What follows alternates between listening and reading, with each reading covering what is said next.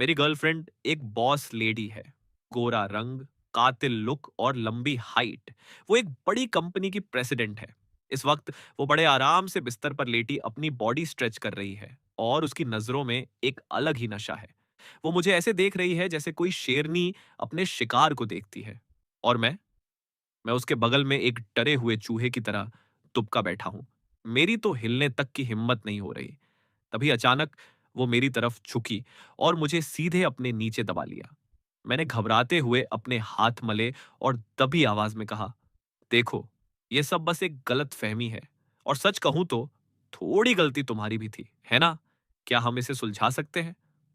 अब आप सोच रहे होंगे कि मैं इतना डरा हुआ क्यों हूं। भाई, कांड ही ऐसा किया है। दरअसल मैं अपनी मौत का झूठा नाटक करके भाग गया था और आज रंगे हाथों पकड़ा गया हूं। हुआ यह था कि अपने बुरे अंजाम से बचने के लिए मैंने एक तगड़ा प्लान बनाया। जब उसका वो पुराना आशिक उसे प्रपोज कर रहा था, मैंने मौका देखकर अपनी आखिरी सांसें गिनने का नाटक किया और राम नाम सत्य होकर वहां से निकल लिया। पैसे तो ज्यादा हाथ नहीं लगे, लेकिन नाम बहुत कमाया। पूरी दुनिया को लगा कि मैं प्यार में जान देने वाला एक सच्चा प्रेमी हूं। सब मुझे मजनू समझने लगे थे। पर मेरी किस्मत खराब थी। ठीक 6 महीने बाद उसने गलती से मेरी अस्थियों वाला कलश नीचे गिरा दिया और मेरा सारा राज खुल गया। जब उस कलश से मेरी राख की जगह पत्थर की तरह जम चुका सफेद चूना निकला, तो मेरी किस्मत का भी चूना लग गया। इस वक्त मैं अपने फोन पर एक विज्ञापन देख रहा हूं। मुझे जिंदा पकड़ने वाले को एक 100 करोड़ का इनाम मिलेगा और उस पोस्टर पर मेरी वो फोटो लगी है जिसमें मैं हद से ज्यादा हैंडसम लग रहा हूं। अब समझ आ रहा है कि ये मौत का नाटक करना मुझे कितना भारी पड़ गया है। फ्लैशबैक में चलते हैं। आलीशान बैंकेट हॉल की लाइटें आंखों को चौंधिया रही थीं। चारों तरफ रईसों की भीड़ थी। तभी बीच महफिल में जी बर्दा घुटनों के बल बैठ गया। उसके हाथ में कबूतर के अंडे जितनी बड़ी हीरे की अंगूठी थी।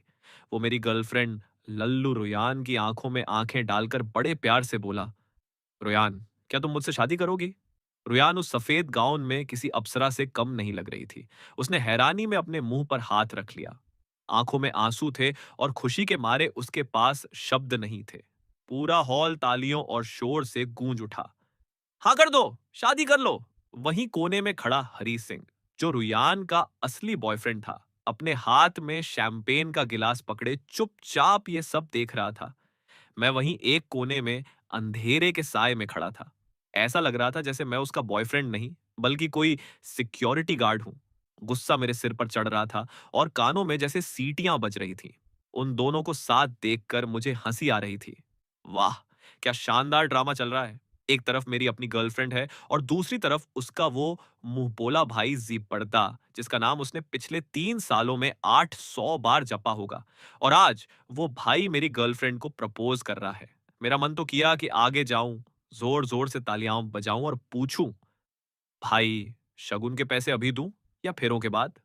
लल्लू रुयान और मैं 3 साल से साथ थे, पर इन 3 सालों में ये सीबरदा नाम का भूत हमारे बीच साए की तरह रहा। रुयान को जरा सी जुकाम हुई नहीं कि जीबरदा भाई साहब तुरंत विदेशी दवाइयां लेकर हाजिर हो जाते। रुयान को किसी बड़े सिंगर का कॉन्सर्ट देखना होता तो टिकट का इंतजाम भी वही भाई साहब करते। जीबरदा भाई साहब के पास जैसे कोई जादू था। वो हमेशा पहली लाइन की वीआईपी वीआईपी टिकटें ले आते। रुयान के जन्मदिन पर उनका तोहफा हमेशा सबसे महंगा और उनकी पसंद का होता था। और मेरा क्या? मैं जो भी देता है उसे वो बेकार कहकर रिजेक्ट कर देती है। मैं रात रात भर लाइन में लगकर टिकटें खरीदता तो वो कहती, सीट बहुत दूर है, मजा नहीं आएगा। मैं हफ्तों लगाकर उसके लिए कोई खास गिफ्ट तैयार करता तो वो उसे बिना देखे ही स्टोर रूम में फेंकवा देती। मुझे कभी कभी लगता था जैसे मैं कोई जोकर हूं जो उसे खुश करने के लिए पागलों की तरह नाच रहा है, पर उसे मेरी तरफ देखने तक की फुर्सत नहीं थी। वहीं दूसरी तरफ ये जीबड़दा बिना कुछ किए ही उसकी सारी इज्जत और प्यार लूट ले जाता। मुझे तो शक होने लगा था कि इस बंदे ने रोयान पर कोई काला जादू या वशीकरण तो नहीं कर रखा। मेरे दोस्त हमेशा समझाते थे कि भाई, रहने दे, ब्रेकअप कर ले। ये लड़की तुझे सिर्फ एक स्पेयर टायर यानी मजबूरी का साथी समझती है। सब कहते थे कि मैं तो बस उस जीबरदा का एक सस्ता पहुंचा हूं। ऐसा नहीं है कि मैंने ब्रेकअप के बारे में सोचा नहीं, पर जब भी मैं अलग होने की बात करता, लल्लू रोयान अपराधियों के आंसू पैंच लगते हैं। वो रोते हुए कहती, हरी, क्या तुम्हारा प्यार खत्म हो गया? मेरा और जीबरदा भाई का रिश्ता तो सिर्फ भाई बहन का है। तुम मुझ पर यकीन क्यों नहीं करते? और मैं पागल, उसका रोना देखते ही पिघल जाता। मुझे लगता था कि 3 साल का साथ पत्थर को भी मोम बना देता है, तो ये तो फिर भी इंसान है। पर आज समझ आया कि जिसे मैं प्यार की गर्मी से मिलाने की कोशिश कर रहा था, वो पत्थर नहीं, बल्कि उतरा की जमी हुई बर्फ की सिली थी, जिस पर किसी नमूने का कोई असर नहीं होता। हद तो यह है कि कल तक मैं किसी टब की तरह अपनी शादी के सपने बुन रहा था। मैंने एक महंगी अंगूठी खरीदी थी ताकि आज के इस फंक्शन में उसे सरप्राइज दे सकूं। उसने कहा था कि यह मामूली दोस्तों की पार्टी है। अब देख रहा हूं कि सरप्राइज तो वाकई बहुत बड़ा है। बस उसका हीरो मैं नहीं, कोई और है। मैं खड़ी स्टेज पर उन दोनों बेशर्मों को देख रहा था। मेरे दिल में उसके लिए जो थोड़ी बहुत इज्जत बची थी, वो अब धूल में मिल चुकी थी। मेरा मन खराब होने लगा। ऐसा लग रहा था जैसे मैंने झर के घूंट पी लिए हों। अब वहां एक पल भी रुकना मेरे लिए नामुमकिन था। मैं बिना किसी को बताए चुपचाप उस घटिया जगह से निकल आया। घर पहुंचते ही मैंने सबसे पहले वो अंगूठी निकाली जो मैं उसे पहनाने वाला था, और उसे सीधा टॉयलेट में फेंक दिया। फ्लश की आवाज के साथ जब वो अंगूठी मेरी नजरों से ओझल हुई, तो मुझे एक अजीब सा सुकून मिला। सब खत्म हो गया था। पर क्या वाकई? मुझे लगा कि अगर मैं बस यूं ही चला गया, तो ये उन दोनों के लिए बहुत आसान हो जाएगा। उन्हें इतनी सस्ती माफी नहीं मिलनी चाहिए। तभी मेरे दिमाग में एक खतरनाक आइडिया आया। लल्लू रोयान कहती थी ना कि वो मुझसे बहुत प्यार करती है। उसे लगता था कि वो मेरे बिना नहीं रह पाएगी। ठीक है फिर, अब मैं उसे वही दूंगा जो वो चाहती है। मैं उसे अपनी मौत का वो तमाशा दिखाऊंगा जिसे वो ताउम्र भूल नहीं पाएगी। मैं चाहता था कि वो अपनी पूरी जिंदगी पछतावे और शर्मिंदगी की आग में जले। मैं उसके दिल पर एक ऐसा जख्म छोड़ना चाहता था जो कभी ना भरे। वो जब भी उस जीबरदा की शक्ल देखे, उसे मेरी याद आए। उसे याद आए वो बेचारा प्रेमी जिसने उसके लिए अपनी जान दे दी। मैंने दराज से कागज और पेन निकाला और अपना आखिरी खत, यानी सुसाइड नोट, लिखना शुरू किया। रोयान, जब तुम्हें यह खत मिलेगा, तब तक मैं इस दुनिया को छोड़ चुका हूंगा। बिना बताए जाने के लिए मुझे माफ कर देना। मुझे लगा था कि मेरा प्यार तुम्हें बदल देगा, पर आज समझ आया कि मैं तुम्हारी जिंदगी में महज एक मुसाफिर था। तुम्हें जीबरदा के साथ देखकर एहसास हुआ कि असली जोड़ी तो तुम दोनों की है। मैं अब थक चुका हूं, हार चुका हूं, बस तुम्हारी खुशियों की दुआ करता हूं। मुझे भूल जाना। खत लिखने के बाद मैंने उसे सिराहने वाली मेज पर ऐसी जगह रखा जहां उसकी नजर सबसे पहले पड़े। और फिर मैंने अपने उस जिगरी और थोड़े टेढ़े दिमाग वाले दोस्त विक्की को फोन लगाया। मैंने फोन उठाया और कहा, विक्की, एक काम है यार। दूसरी तरफ से विक्की की आवाज आई। क्या बात है भाई? तेरी आवाज कुछ बदली बदली लग रही है। कहीं तू कुछ उल्टा सीधा तो नहीं करने वाला? मैंने सीधे मुद्दे की बात की। ज्यादा मत सोच, बस मेरे लिए कुछ नकली कागजात तैयार करवा दे। एक डेथ सर्टिफिकेट, शमशान की रसीद और एक अस्थियों वाला कलश। विक्की एक पल के लिए सन्न रह गया, फिर बोला, भाई इतना बड़ा खेल? सच में? मैंने कहा, हाँ भाई, बस ये बता, तू साथ देगा या नहीं? वो जोश में बोला, बिल्कुल दूंगा भाई। उन दोनों बेशर्मों को तो मैं भी सबक सिखाना चाहता था। पर भाई, ये असली राग कहां से लाऊंगा? मैंने ठंडी हंसी हंसते हुए कहा, अरे पागल, बाजार जा और सबसे सस्ता वाला सफेद चूना खरीद ला, जो पुताई में काम आता है। उसे ही डिब्बे में भर देना, किसे पता चलने वाला है? विक्की हंसकर बोला, भाई तू तो उस्ताद निकला। मैंने उसे आखिरी हिदायत दी, काम होने के बाद ये सब सामान और मेरा खत रोयान को दे देना। और हाँ, एक्टिंग जरा संभल कर करना। कह देना कि मैंने नदी में कूदकर जान दे दी और मेरी लाश तक नहीं मिली। विक्की ने भरोसा दिलाया, तू फिक्र मत कर भाई, ऐसी एक्टिंग करूंगा कि ऑस्कर मिल जाए। उसे ऐसा रुलाऊंगा कि उसे अपनी नानी याद आ जाएगी। फोन काटने के बाद मैं उस कमरे को देख रहा था जहां मेरी और रोयान की हजारों यादें बिखरी पड़ी थीं। दीवार पर हमारी फोटो लगी थी जिसमें मैं किसी बेवकूफ की तरह मुस्कुरा रहा था। मैंने आगे बढ़कर उस फोटो को उतारा और अपनी सारी चीजों के साथ पैक कर लिया। जाते जाते मैंने वहां से रोयान के कुछ महंगे कपड़े और उसकी खास चीजें भी समेट ली ताकि उसे मेरी कमी का एहसास हर पल हो। आखिर में अपना सूटकेस लेकर मैं दरवाजे पर खड़ा हो गया। मैंने पीछे मुड़कर आखिरी बार उस घर को देखा और मन ही मन कहा, अलविदा रुयान और अलविदा मेरी जिंदगी के वो घटिया 3 साल। आज से हरि सिंह मर चुका है। अब जो जिंदा है वो है एक आजाद परिंदा, छोटू। ठीक 6 महीने बाद नजारा बिल्कुल बदल चुका था। समंदर का किनारा, सुनहरी रेत और चारों तरफ बिखरी खूबसूरती। मैं यानी छोटू आंखों पर काला चश्मा चढ़ाए और फूलों वाली शॉर्ट्स पहने आराम से बीच बीच पर लेटा था। मेरे हाथ में एकदम ठंडी नारियल पानी की बोतल थी और मैं अपनी नई जिंदगी के मजे ले रहा था। समंदर की ठंडी हवाएं चल रही थीं, जिनमें हल्की सी नमकीन महक थी। थोड़ी दूर पर कुछ खूबसूरत लड़कियां हंसी मजाक कर रही थीं।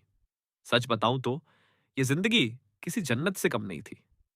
अपनी मौत का नाटक करने के बाद मैंने अपनी जमा पूंजी निकाली, एक नई पहचान बनाई और सीधा इस बर्फीले शहर को छोड़ दक्षिण के इस नजारे में आ गया। अब न तो रोयान का वो हर वक्त परेशान करने वाला फोन आता था और न ही उस जिबर्दा की मनहूस शक्ल देखनी पड़ती थी। यहाँ की हवा में ही एक अलग सुकून था। मेरा दोस्त विक्की कभी कभी वीडियो कॉल करके मुझे वहां के ताजा हालात बताता रहता था। उसने बताया कि मेरी मौत की खबर सुनकर रोयान का बुरा हाल हो गया था। वो उसी सगाई वाली पार्टी में दहाड़े मारकर रोने लगी और बेहोश हो गई। जाहिर है, जीबरदा का प्रपोजल तो वहीं धरा का धरा रह गया। इतना ही नहीं, मेरे अंतिम संस्कार पर तो रोयान ने हद ही कर दी। वो उस चूने से भरे कलश को सीने से लगाकर ऐसे रो रही थी जैसे उसका सब कुछ लुट गया हो। वो सबके सामने चिल्ला चिल्ला कर कह रही थी कि वो अब किसी और से शादी नहीं करेगी और पूरी जिंदगी मेरी विधवा बनकर रहेगी। प्यार में जान देने का मेरा ये ड्रामा सुपरहिट हो गया था। इस ड्रामे ने उसे रातों रात इंटरनेट की सबसे वफादार प्रेमिका और बेचारी लेडी बॉस बना दिया। लाखों लोग उसकी इस दीवानगी के मुरीद हो गए। लोग उसके लाइव वीडियो पर आकर उसे ढांढस बंधाते और इमोशनल होकर उसकी कंपनी के सारे सामान खरीद लेते। देखते ही देखते उसकी कंपनी के शेयर आसमान छूने लगे और उसकी दौलत कई गुना बढ़ गई। हम्म मेरी मौत का तमाशा दिखाकर वो अपना बिजनेस चमका रही थी। ये औरत वाकई एक्टिंग की उस्ताद निकली। मैं अपने फोन पर उसके बारे में खबरें पढ़ रहा था। हर फोटो में वो काले कपड़ों में नजर आती, चेहरा उतरा हुआ और आंखों में आंसू, जैसे उससे ज्यादा दुखी इस दुनिया में कोई और हो ही नहीं। कमेंट बॉक्स तो जैसे उसकी तारीफों से भरा पड़ा था। कोई लिख रहा था, रोयान मैम कितनी सच्ची हैं, ऐसी लड़की को छोड़कर वो लड़का कैसे चला गया। तो कोई कह रहा था, मैम आप अपना ख्याल रखिए, जो चला गया वो वापस नहीं आता। आपको खुश देखकर ही उसकी आत्मा को शांति मिलेगी। दुनिया उसे मासूम समझकर उस पर प्यार लुटा रही थी और मैं यहां बैठकर उसकी इस चालाकी पर मुस्कुरा रहा था। मैंने एक ठंडी हंसी हंसी और मोबाइल पर रिपोर्ट का बटन दबा दिया। रिपोर्ट की वजह लिखी, झूठा प्रचार और लोगों की भावनाओं के साथ खिलवाड़। मैं अभी अपनी इस छोटी सी जीत की खुशी मना ही रहा था कि तभी स्क्रीन पर विक्की की वीडियो कॉल फ्लैश हुई। मैंने कॉल उठाई तो देखा विक्की का मोटा चेहरा पसीने से तरबतर था। उसकी सांसें फूली हुई थीं। वो घबराते हुए बोला, भाई अनर्थ हो गया, बहुत बड़ी मुसीबत आ गई है। मैंने अपना चश्मा उतारा और चिढ़ते हुए पूछा, क्या हुआ, ना क्यों हाँफ रहा है। उसने जो कहा उसे सुनकर मेरे पैरों तले जमीन खिसक गई। वो बोला, भाई रुयान को पता चल गया है। उसे पता चल गया है कि उस कलश में तुम्हारी राख नहीं बल्कि कुछ और है। मेरा दिल जैसे धड़कना भूल गया।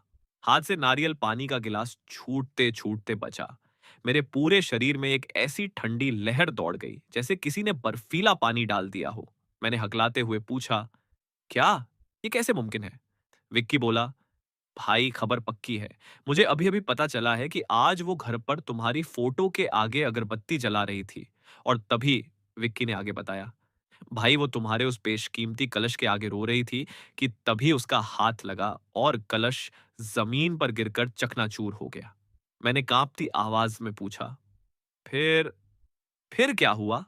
विक्की बोला, फिर क्या?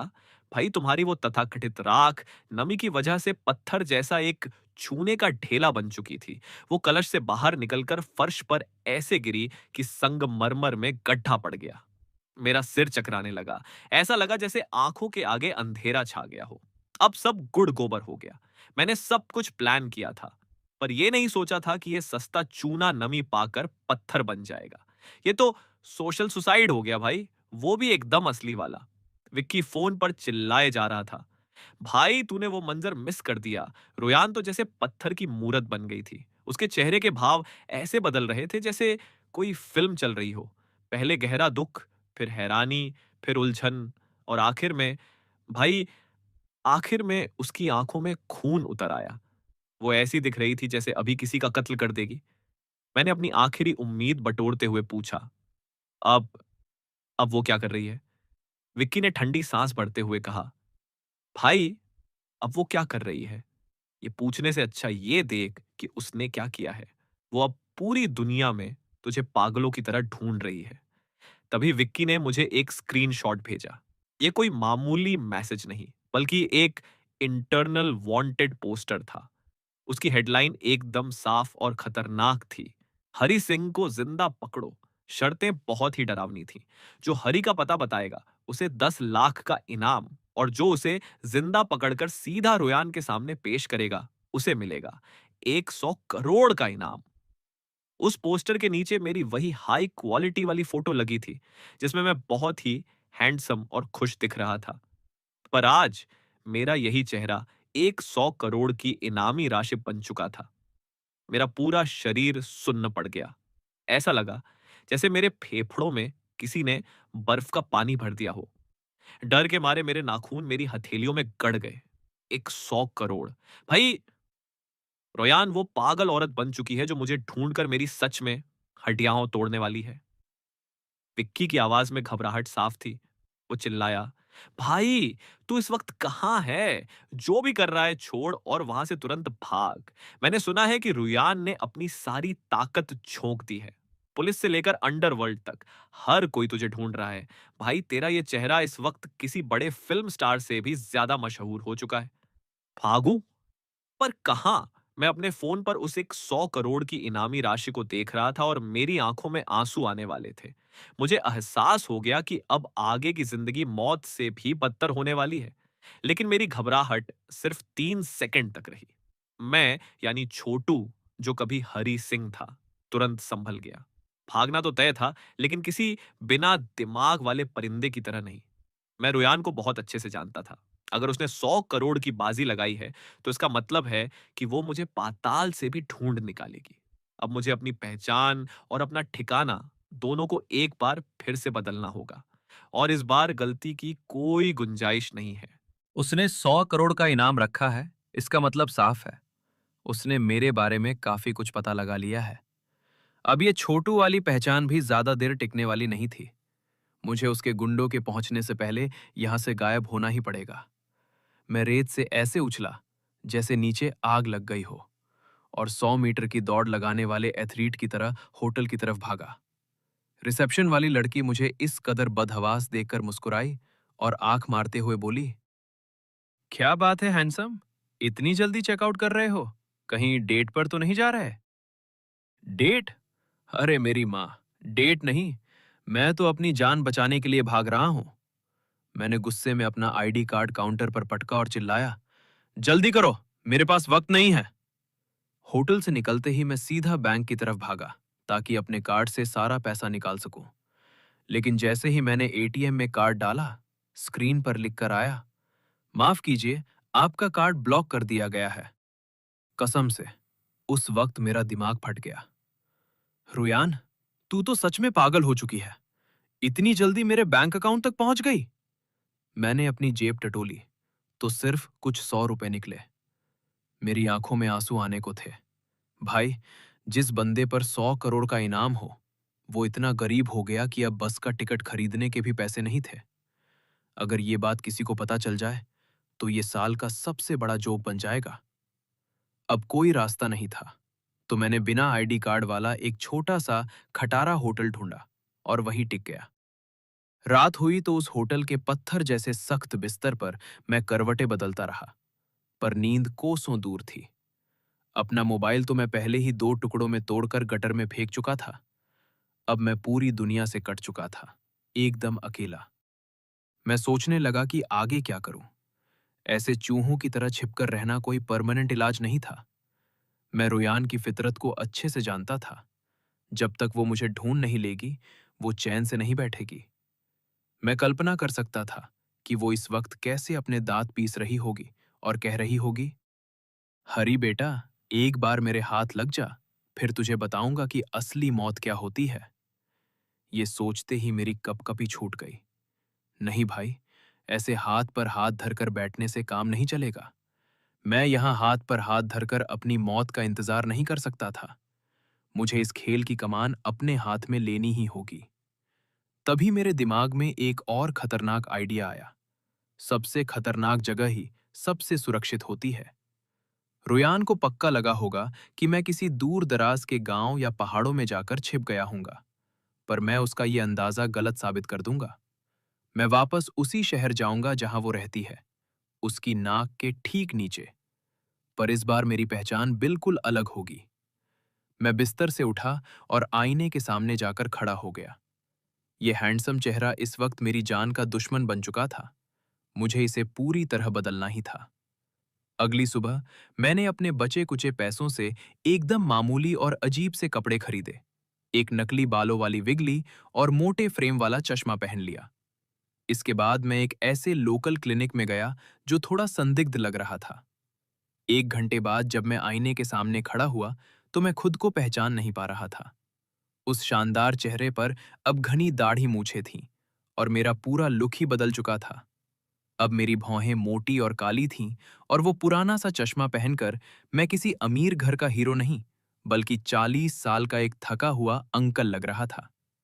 मैं खुद को देखकर मुस्कुराया और सोचा, रुयान, अब तू मुझे ढूंढ कर दिखा। मैंने अपना एक नया नाम रखा, राम खिलावन। एक ऐसा सीधा साधा मजदूर जो गांव से शहर काम की तलाश में आया हो। इस रोल में जान डालने के लिए मैंने 2 दिन कड़कती धूप में मजदूरी की और ईंटें ढोईं, ताकि मेरा रंग थोड़ा पक्का और काला हो जाए। जब पूरी तैयारी हो गई तो जेब में आखिरी 100 का नोट लेकर मैं अपनी पुरानी यादों वाले शहर की तरफ जाने वाली पैसेंजर ट्रेन में चढ़ गया। ट्रेन में मेरे बगल में एक चाची बैठी थी। वो पूरे रास्ते मुझसे पंचायत करती रहीं। बेटा, घर में कितने लोग हैं? महीने का कितना कमा लेते हो?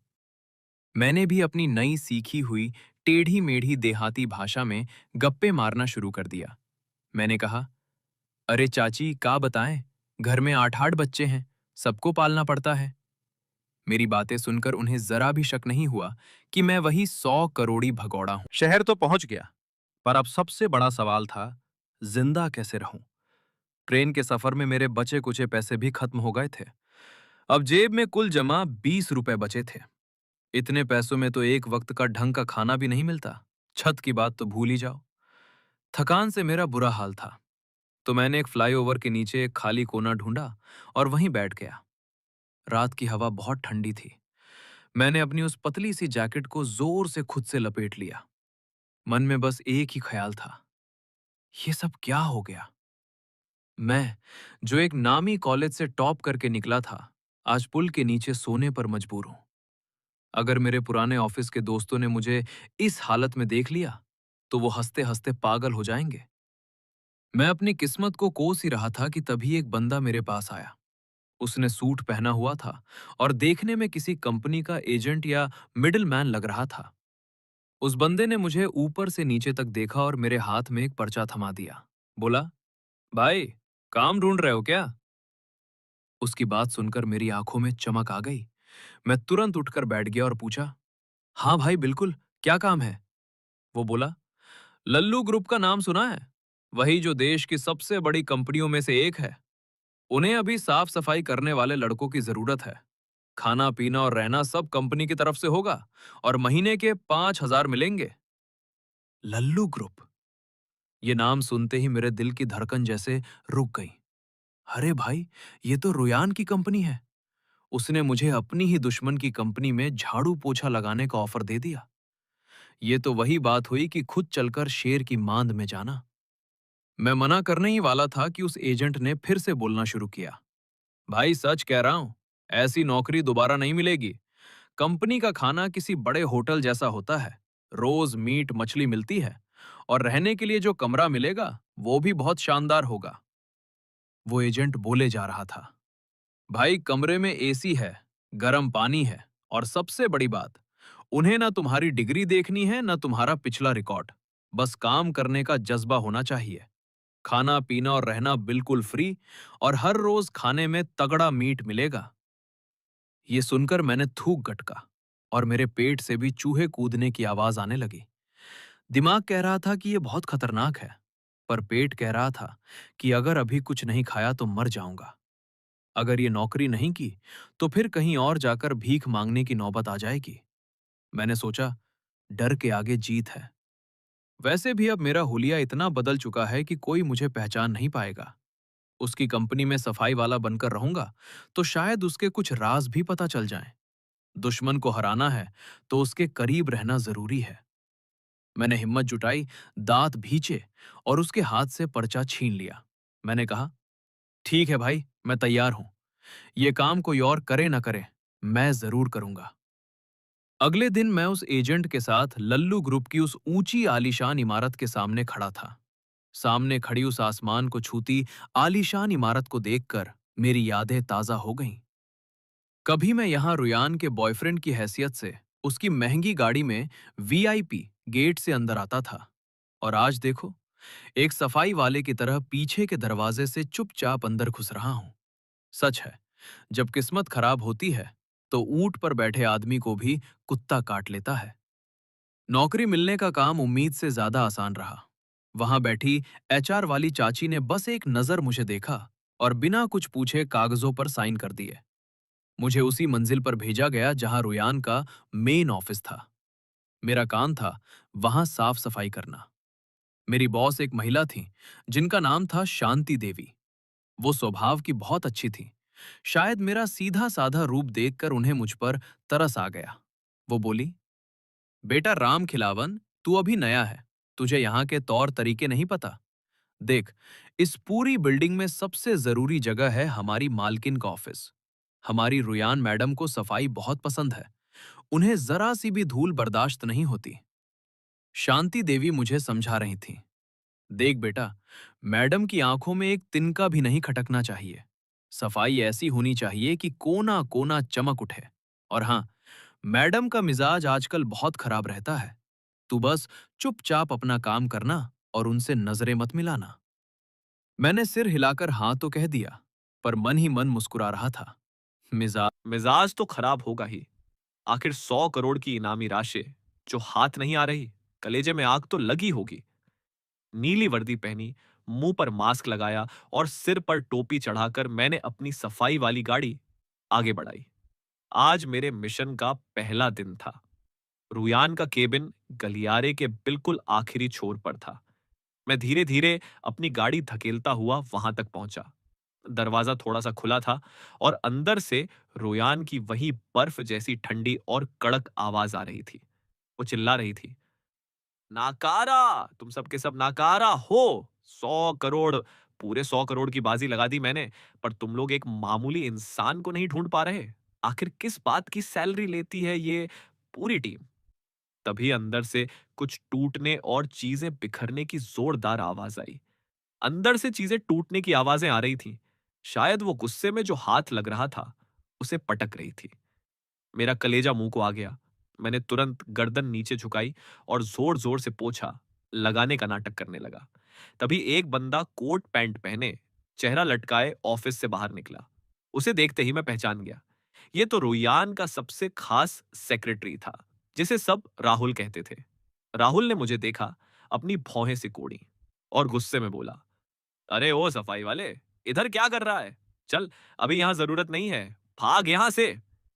मैंने डरे हुए मजदूर की तरह अपना सिर हिलाया और अपनी गाड़ी लेकर पीछे हटने ही वाला था कि तभी ऑफिस का दरवाजा एक झटके के साथ पूरा खुल गया।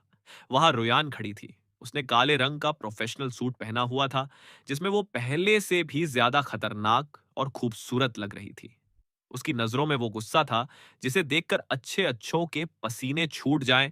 रुयान अपनी ऊंची सैंडल खटखटाती हुई किसी तूफान की तरह केबिन से बाहर निकली। उसके चेहरे पर जो गुस्सा था, वो किसी भी ठंडी लहर से ज्यादा खतरनाक था। वो आंखें जो कभी मुझे देखकर प्यार लुटाती थीं, आज उनमें सिर्फ मौत और खून सवार था। मेरी तो रूह ही कांप गई। मैंने तुरंत अपनी गर्दन और नीचे झुका ली, जैसे मैं वहीं जमीन में समा जाना चाहता हूं। मेरा दिल सीने में इतनी जोर से धड़क रहा था, मानो अभी पसलियां तोड़कर बाहर निकल आएगा। रोयान मेरे ठीक बगल से गुजरी और हवा के साथ उसकी महक मेरे नथुनों से टकराई। ये वही परफ्यूम था जो मैंने उसे गिफ्ट किया था, उसका सबसे पसंदीदा। मैंने अपनी सांसें रोक लीं और एक पत्थर की तरह जम गया। मुझे लगा कि चलो, जान बची तो लाखों पाए। वो आगे निकल गई है। लेकिन तभी अचानक उसके कदमों की आवाज रुक गई। वो मुड़ी और उसकी तलवार जैसी तेज नजरें सीधे मुझ पर आकर टिक गईं। पल भर के लिए जैसे मेरी पूरी दुनिया ही ठहर गई हो, जैसे किसी ने पूरी दुनिया का पॉज बटन दबा दिया हो। मेरे शरीर का खून जैसे जम गया और दिमाग बिल्कुल सुन्न पड़ गया। मन में बस एक ही ख्याल आ रहा था, क्या मैं पकड़ा गया इतनी जल्दी? क्या मेरा ये भेस इतना घटिया था? क्या मैं वाकई एक फेलियर हूं? मैं अपनी जगह पर पत्थर की तरह जम गया था। हाथ पांव ठंडे पड़ चुके थे और मैं सांस लेना तक भूल गया था। रुयान की सैंडल की वो खट खट की आवाज हर कदम के साथ ऐसा लग रहा था जैसे वो मेरे दिल पर वार कर रही हो। मुझे महसूस हो रहा था कि कॉरिडोर में मौजूद हर शख्स की नजर मुझ जैसे मामूली सफाई वाले पर टिकी है। वो राहुल सेक्रेटरी और बाकी कर्मचारी ऐसे देख रहे थे जैसे उन्हें कोई मजेदार तमाशा दिखने वाला हो। उन्हें पक्का लग रहा था कि इस बेचारे सफाई वाले की अब खैर नहीं, क्योंकि ये इस लेडी डॉन के गुस्से का शिकार होने वाला है। वक्त जैसे वहीं ठहर गया था। रुयान मेरे ठीक सामने आकर खड़ी हो गई। उसकी परछाई ने मुझे पूरी तरह ढक लिया था। मुझे उसके परफ्यूम की वो जानी पहचानी महक आ रही थी, लेकिन इस बार उस महक में प्यार नहीं, बल्कि जान ले लेने वाला गुस्सा था। मैं अपनी नजरें झुकाए बस अपने जूतों की नोक को देख रहा था। मुझे लग रहा था कि अगले ही पल वो मुझे जिंदा दफन कर देगी। तभी उसकी आवाज सुनाई दी। वो आवाज इतनी ठंडी थी कि मेरी रूह तक कांप गई। मेरा शरीर अपने आप थरथराने लगा। मैंने जैसे ही धीरे से अपना सिर ऊपर उठाया, मेरे दिल ने चीख कर कहा, बेटा, अब तो तू गया, खेल खत्म। अब क्या करूं? उसके पैरों में गिरकर माफी मांगूं या जान बचाकर भाग जाऊं? पर भाग कर जाऊंगा कहां? ये 30वीं मंजिल है और माफी, जिस हाल में वो अभी है, माफी मांगने का मतलब है मौत को दावत देना। मैंने हार मानकर अपनी आंखें बंद कर लीं और खुद को मौत के हवाले कर दिया। मैंने बहुत ही धीरे धीरे अपनी गर्दन उठाई, यहां तक कि मैंने अपने आखिरी शब्द भी सोच लिए थे कि रोयान, मेरी बात तो सुनो। लेकिन जिस गुस्से और चीख पुकार का मुझे इंतजार था, वैसा कुछ हुआ ही नहीं।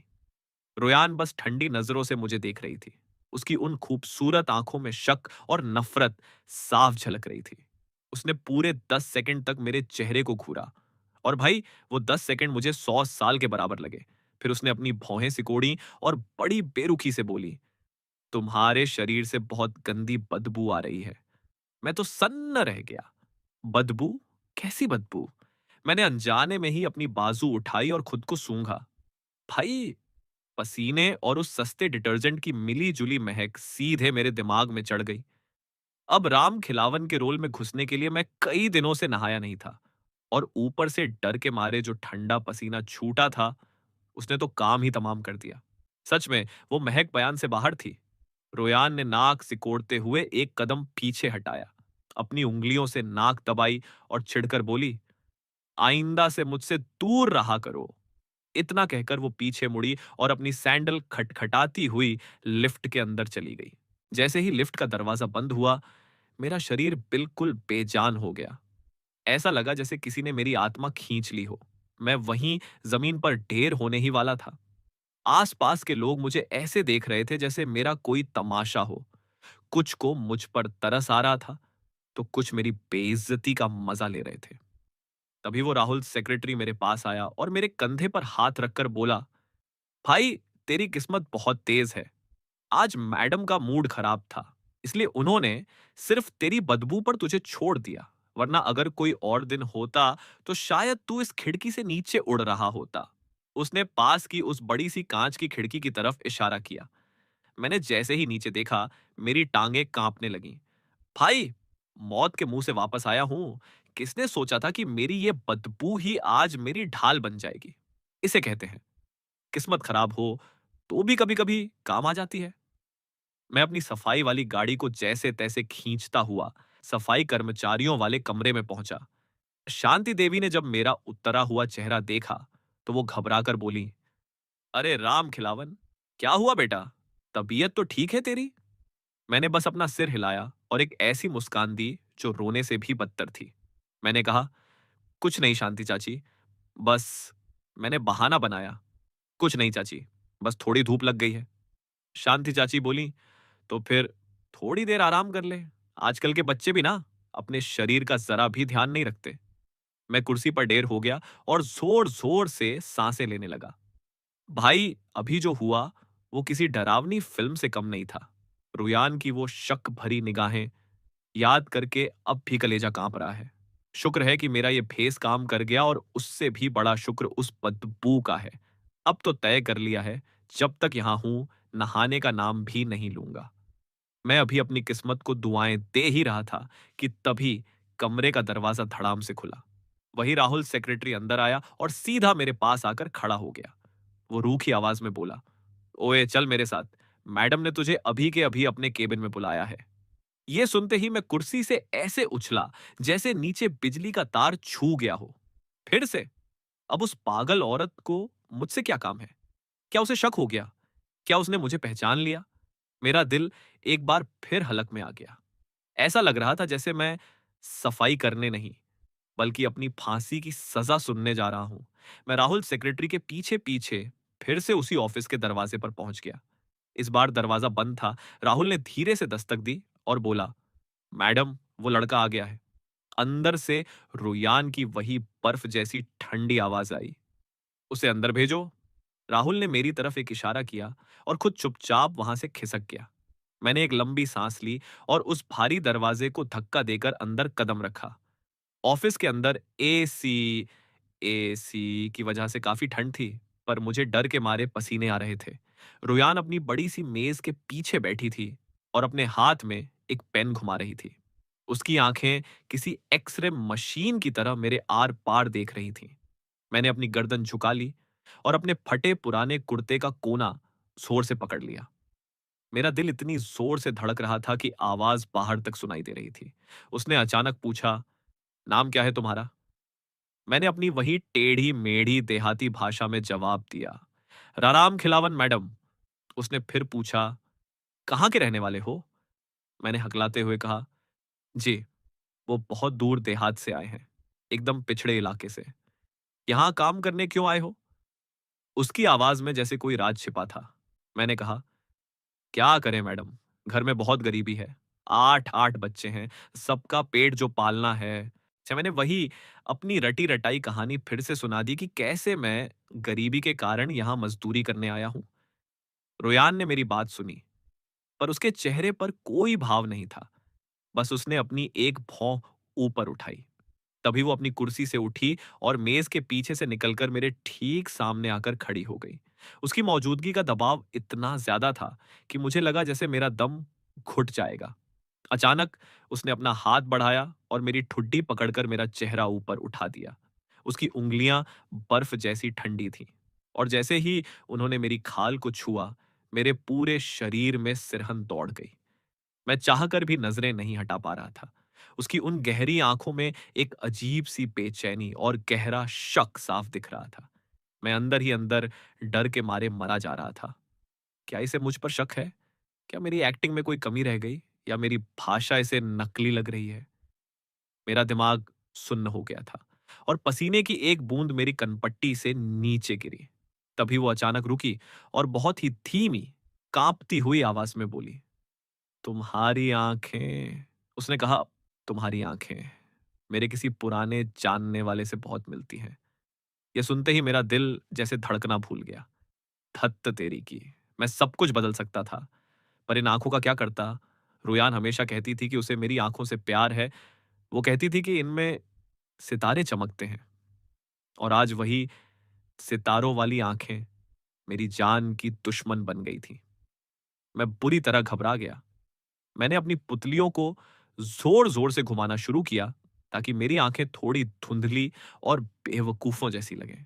मैंने हकलाते हुए कहा, मैडम, आप भी क्या मज़ाक कर रही हैं? हम तो ठहरे गँवार आदमी, हमारी आँखों की तुलना आप बड़े लोगों से भला कैसे कर सकती हैं? रोयान ने कोई जवाब नहीं दिया। वो बस पत्थर की मूरत बनी मुझे घूरती रही। उसकी नज़रें अब और भी तेज़ हो गई थीं, जैसे वो मेरे चेहरे के इस नकाब को फाड़कर मेरी रूह तक पहुँच जाना चाहती हो। मुझे लगा, अब मैं और ज़्यादा नाटक नहीं कर पाऊँगा। मैं बस टूटने ही वाला था कि तभी मैं बस हार मानने ही वाला था और सच बोलने ही वाला था कि अचानक उसने मेरा चेहरा छोड़ दिया। वो पीछे मुड़ी और मेरी तरफ पीठ करके खड़ी हो गई। उसकी आवाज में एक अजीब सी थकान और खुद पर ही एक तंज था। वो बुदबुदाई, हाँ, ये कैसे मुमकिन है? वो तो मर चुका है। मैंने खुद उसे उस मोड़ पर ला खड़ा किया था। वो इतना स्वाभिमानी इंसान था, वो भला मेरी कंपनी में झाड़ू पोछा लगाने क्यों आएगा? उसकी ये बातें सुनकर मेरा मन अजीब भावनाओं से भर गया। एक तरफ राहत थी कि जान बची, तो दूसरी तरफ एक टीस थी, और सच कहूं तो अंदर ही अंदर एक जहरीली खुशी भी हुई। चलो रोयान, तुमने कम से कम ये तो माना कि तुम्हारी वजह से ही मेरी जान गई। मुझे लगा कि अब ये पूछताछ खत्म हुई और मैं बच निकला। लेकिन तभी रोयान फिर से मेरी तरफ मुड़ी, और उसके चेहरे पर वही पुरानी बर्फ जैसी ठंडक वापस आ चुकी थी। वो कड़क आवाज में बोली, राम खिलावन, नाम यही है ना तुम्हारा? मैंने डरते हुए कहा, जी, जी मैडम। वो बोली, आज से तुम्हें साफ सफाई का काम करने की जरूरत नहीं है। मैं सन्न रह गया और हकलाते हुए पूछा, तो तो फिर मुझे क्या करना होगा मैडम? तो तो फिर मुझे क्या करना होगा मैडम? मैंने घबराते हुए पूछा। रुयान के चेहरे पर एक ऐसी मुस्कान आई जिसे देखकर मेरे रोंगटे खड़े हो गए। वो धीरे से बोली, आज से तुम मेरे पर्सनल बॉडीगार्ड हो। क्या? बॉडीगार्ड? भाई, मुझे लगा मेरे कान खराब हो गए हैं। मैं जो एक मच्छर तक नहीं मार सकता, ये पागल औरत मुझे अपना बॉडीगार्ड बना रही है। क्या इसका दिमाग ठिकाने पर है? मैंने तुरंत हाथ जोड़कर मना किया। मैडम, ये ये ठीक नहीं होगा। मैं तो बस एक सीधा साधा झाड़ू लगाने वाला हूं। मुझे कुश्ती वश्ती नहीं आती। मैं आपकी रक्षा कैसे करूंगा? रोयान ने मेरी बात काटते हुए बड़े सख्त लहजे में कहा, ये तुम तय नहीं करोगे। मैं तुम्हें 1 मिनट देती हूँ। या तो मेरे बॉडीगार्ड बनो और डबल सैलरी लो, या फिर इसी वक्त इस शहर से दफा हो जाओ और फिर कभी वापस मत आना। ये साफ साफ धमकी थी। भाई, वो पक्का मुझ पर शक कर रही है और मुझे अपनी नजरों के सामने रखकर पल पल की खबर रखना चाहती है। ये तो वही बात हुई कि अभी भेड़ियों से बचकर निकला था और अब सीधा शेर के मुंह में जा गिरा हूं। ये औरत वाकई बहुत खतरनाक है। मैं उसकी उन आंखों को देख रहा था जिनमें जीत की चमक थी। मेरा दिल अंदर से रो रहा था। क्या मेरे पास कोई और रास्ता था? बिल्कुल नहीं। 1 मिनट बाद मैंने अपना सिर झुकाया और बुझे हुए मन से बोला, ठीक है मैडम, मैं तैयार हूं।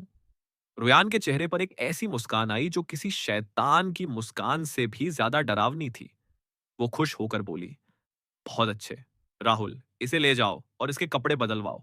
आज से ये मेरा आदमी है। मेरा आदमी। भाई, ये सुनकर ही मेरे कान गर्म हो गए। मैं, यानी राम खिलावन, जो कल तक झाड़ू लगा रहा था, आज अचानक लल्लू ग्रुप की मालकिन का पर्सनल बॉडीगार्ड बन गया। इसे कहते हैं रातों रात किस्मत पलटना। पर ये पलटी थी या डूबी थी, ये मुझे समझ नहीं आ रहा था। जब राहुल सेक्रेटरी मुझे नए कपड़े दिलाने ले गया, तो उसकी आंखों में मेरे लिए गहरी हमदर्दी थी। वो बस इतना बोला, भाई अपना ख्याल रखना, भगवान ही अब तेरा मालिक है। मैंने वो एकदम फिटिंग वाला काला सूट पहना, आंखों पर काला चश्मा चढ़ाया, और सच कहूं तो शीशे में खुद को देखकर मुझे भी लगा कि भाई, अब मैं राम खिलावन नहीं, बल्कि जेम्स बॉन्ड लग रहा हूं। भले ही चेहरे पर वो नकली मूछें थीं, पर मेरी पुरानी स्मार्टनेस इस सूट में छिप नहीं पा रही थी। मन में डर लगा कि कहीं ये नया लुक ही मुझे फंसा ना दे। आखिर रोयान चाहती क्या है? मेरा काम अब 24 घंटे उसके साथ साए की तरह रहना था। मतलब मैं एक बॉडीगार्ड नहीं बल्कि एक जीता जागता सीसीटीवी कैमरा बन चुका था। सुबह उसके साथ ऑफिस जाओ, रात को उसकी आलीशान कोठी पर रुको, और तो और जब वो सोती थी तब भी मुझे दरवाजे पर पहरा देना पड़ता था। भाई, ये नौकरी है या काला पानी की सजा? रुयान को जैसे मुझे तड़पाने में मजा आने लगा था। वो अक्सर बातों बातों में मेरा पुराना नाम छेड़ देती थी। एक बार उसने मुझसे पूछा, राम खिलावन, तुम्हें क्या लगता है, अगर कोई मर जाए तो क्या वो वापस आ सकता है? मैं तो अंदर तक हिल गया। और हद तो तब हो गई जब वो बड़े बड़े बिजनेस मीटिंग्स के बीच में भी मुझसे मीटिंग चल रही होती और वो अचानक सबकी आंखों के सामने मुझसे ऐसे अजीब सवाल पूछ लेती। मेरा तो पसीना छूट जाता, बस किसी तरह अनपढ़ होने का नाटक करता। मैडम, हम तो ठहरे गंवार आदमी, हमें ये सब कहाँ समझ आता है। वो बस एक रहस्यमयी मुस्कान देती और चुप हो जाती। लेकिन असली इम्तिहान तो खाने की मेज पर होता था। उसने जानबूझकर रसोइये से वही खट्टे मीठे गोश्त की डिश बनवाई जो मुझे सबसे ज्यादा पसंद थी। उसने मेरी तरफ प्लेट खिसकाई और बोली, राम खिलावन, इसे छक्कर देखो, कैसा बना है। उस गर्मा गर्म डिश को देखकर मेरे मुंह में पानी आ गया, पर कलेजे पर पत्थर रखकर मैंने मना कर दिया। नहीं मैडम, हमें ये मीठा मीठा खाना अच्छा नहीं लगता। मेरी बात सुनकर उसकी आंखों में जो निराशा दिखती थी, उसे देखकर मेरा मन भी बैठ जाता था। पर भाई, सबसे ज्यादा डर तो रात को लगता था। उसकी उस कोठी में हर जगह मेरी ही फोटो लगी थी। हॉल में, कमरे में, और तो और बाथरूम के पास भी मेरी एक बड़ी सी फूलों वाली फोटो टंगी थी। सोचो, मैं रोज रात को अपनी ही 13वीं वाली फोटो के सामने पहरा देता था, और वो कमरे के अंदर वही गाना बार बार बजाती थी जो मैं कभी गुनगुनाया करता था। उस सन्नाटे में वो गमगीन गाना पूरी कोठी में गूंजता रहता था, जिसे सुनकर मेरे रोंगटे खड़े हो जाते थे। भाई, समझ नहीं आता था कि ये औरत मुझे पागल करना चाहती है या सच में मेरे मरने का मातम मना रही है। मैं जितनी कोशिश करता उसे समझने की, उतना ही उलझता जा रहा था। उस रात रुयान ने बहुत ज्यादा शराब पी ली थी। उसने खुद को कमरे में बंद कर लिया और फूट फूट कर रोने लगी। उसकी आवाज बाहर तक आ रही थी, हेरा, तुम बहुत बड़े कमबख्त हो। तुम मुझे छोड़कर क्यों चले गए? तुम्हें अंदाजा भी है कि मैं तुम्हें कितना याद करती हूं। वापस आ जाओ। मुझसे गलती हो गई। मैं मानती हूं कि मुझसे बहुत बड़ी गलती हो गई। दरवाजे के बाहर खड़े खड़े मेरा दिल बैठने लगा। वो रोना दिखावा नहीं लग रहा था। उसकी आवाज में वो दर्द था जो सीधे रूह को चीर दे। क्या सच में उसके दिल में मेरे लिए अब भी प्यार बचा था? मेरा दिमाग सुन्न हो गया, और न जाने क्या सोचकर मैंने बिना सोचे समझे उसके कमरे का दरवाजा धीरे से धकेल दिया। कमरे के अंदर का नजारा देखकर मैं दंग रह गया। चारों तरफ शराब की बोतलें टूटी पड़ी थीं और सामान बिखरा हुआ था। रुयान जमीन पर कालीन पर बैठी थी, बाल बिखरे हुए, काजल फैला हुआ और चेहरा आंसुओं से भीगा। वो उस वक्त किसी महारानी की तरह नहीं, बल्कि एक टूटी हुई लड़की की तरह लग रही थी। जैसे ही उसने मुझे देखा, वो चौंक गई। फिर वो लड़खड़ाते हुए घिसट कर मेरे पास आई और उसने मेरे पैरों को कसकर पकड़ लिया। उसने अपनी रोती हुई आंखें ऊपर उठाई और मुझसे पूछा, हेरा, क्या ये तुम हो? तुम वापस आ गए ना? बोलो ना कि तुम आ गए। उसकी आंखों में जो उम्मीद और बेबसी थी, उसे देखकर मेरा पत्थर जैसा दिल भी पिघलने लगा। मेरा मन हुआ कि अभी के अभी मास्क उतार दूं और उसे गले लगा लूं। लेकिन तभी मेरे दिमाग ने मुझे चेतावनी दी, नहीं, अगर आज सच बोल दिया तो सब कुछ बर्बाद हो जाएगा। ये फिर से तुझे खत्म कर देगी। मैंने अपने कलेजे को कड़ा किया और बड़ी बेरहमी से उसके हाथों को अपने पैरों से झटक दिया। मैंने अपना दिल पत्थर का किया और अपनी वही टेढ़ी मेढ़ी देहाती भाषा में बोला, मैडम, आपने बहुत ज्यादा पी ली है। आप मुझे पहचानने में गलती कर रही हैं। मैं तो आपका मामूली बॉडीगार्ड राम खिलावन हूँ। मेरी ये बात सुनते ही रुयान के चेहरे की वो उम्मीद एक पल में बुझ गई। वो पत्थर की मूरत बनी मुझे देखती रही और फिर अचानक हंसने लगी। पर वो हंसी नहीं थी, वो उसकी तड़प और हार की आवाज थी।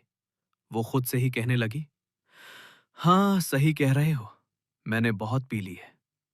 तुम वो कैसे हो सकते हो? वो तो मर चुका है। और उसे मैंने ही मारा है। वो लड़खड़ाती हुई उठी और बेजान होकर बिस्तर पर गिर गई। उसे इस हाल में देखकर मेरा सीना जैसे फटने लगा। मैं चुपचाप कमरे से बाहर निकला और दरवाजा बंद कर दिया। उस रात मैं सो नहीं पाया। पहली बार मुझे अपने फैसले पर शक होने लगा। क्या मुझे सच में ये सब करना चाहिए था? क्या बदला लेने का ये तरीका सही है, या मुझे उसके सामने आकर सब सच कह देना चाहिए? अगले दिन सुबह जब मैं रोयान से मिला, तो वो बिल्कुल बदल चुकी थी। रात वाला वो रोना धोना, वो दर्द, सब जैसे गायब हो गया था।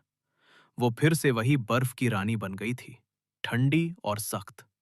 उसने मुझसे बात तक नहीं की, पर मैंने महसूस किया कि उसकी नजरों में अब मेरे लिए एक ऐसी उलझन थी जिसे मैं समझ नहीं पा रहा था।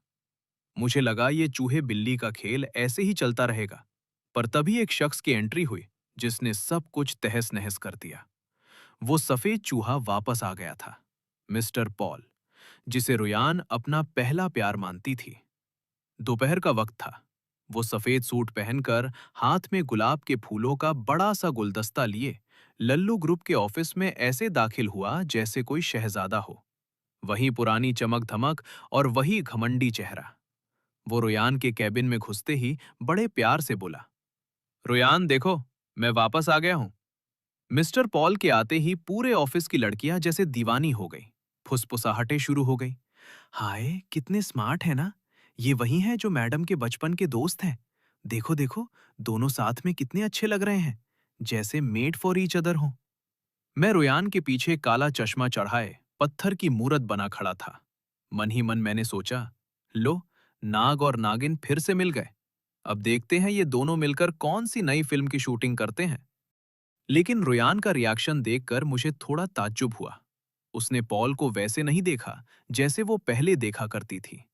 उसने बस एक ठंडी नजर उस पर डाली और रूखेपन से पूछा, यहां क्या करने आए हो? पॉल को उम्मीद नहीं थी कि उसका स्वागत इतनी बेरुखी से होगा। वो थोड़ा हकलाया और बोला, रुयान, मैंने सुना कि तुम्हारी तबीयत कुछ ठीक नहीं है, इसलिए मैं सब कुछ छोड़ छाड़कर सीधा विदेश से तुम्हारे पास भागा चला आया। इतना कहकर उसने वो लाल गुलाबों का गुलदस्ता रुयान की तरफ बढ़ा दिया।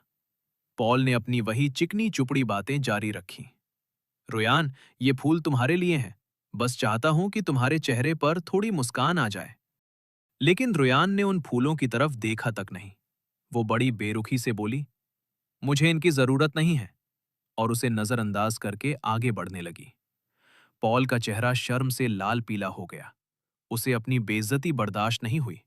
वो लपक कर रुयान के सामने आ खड़ा हुआ और बोला, रुयान, मैं जानता हूं तुम अभी भी उस हेरा के लिए दुखी हो, पर जो चला गया वो वापस नहीं आता।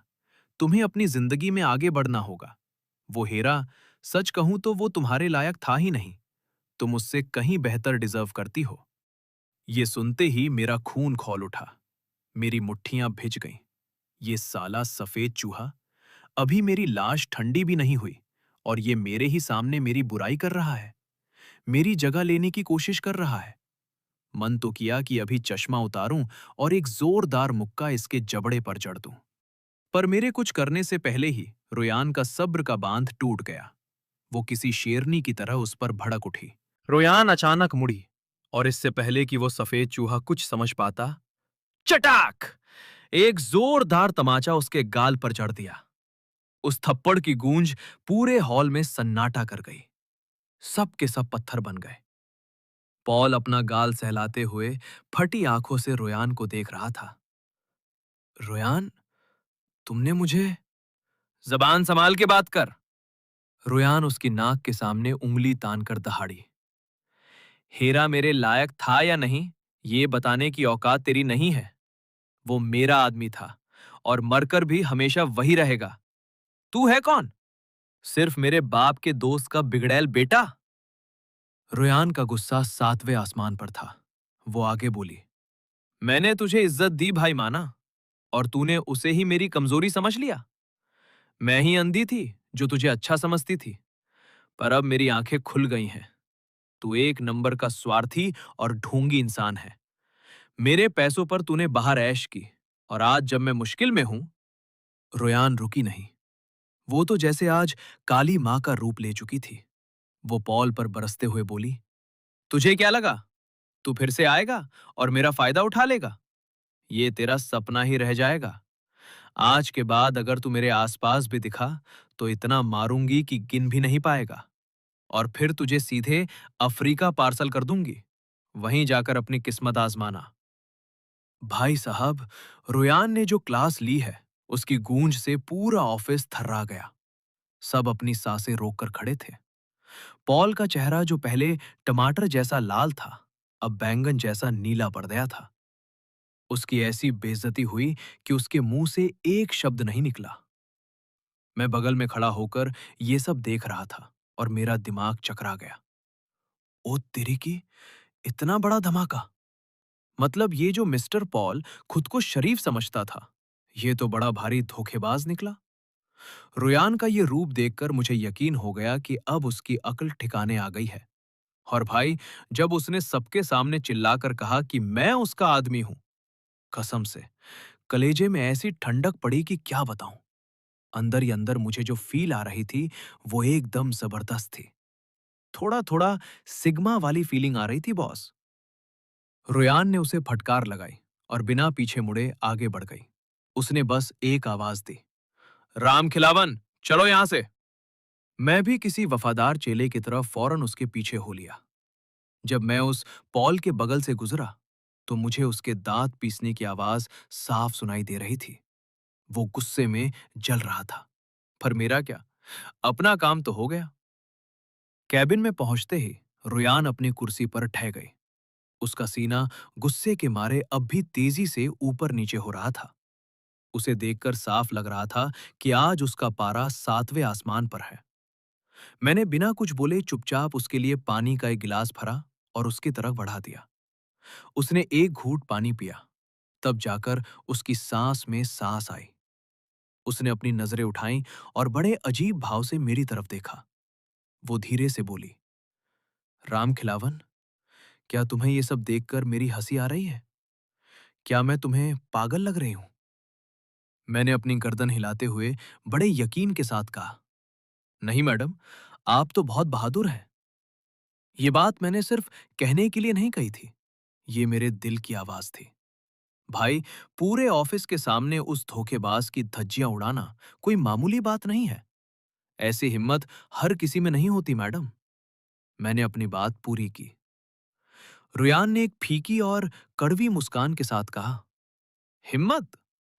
अगर मुझ में वाकई हिम्मत होती तो मैं उसे उस मौत के मोड़ तक ना पहुंचाती। वो फिर से उसी पुराने दर्द और पछतावे के समंदर में डूब गई। मुझे समझ नहीं आ रहा था कि उसे दिलासा कैसे दूं, इसलिए मैं चुपचाप साए की तरह एक तरफ खड़ा रहा। कैबिन में एक भारी सन्नाटा छा गया था।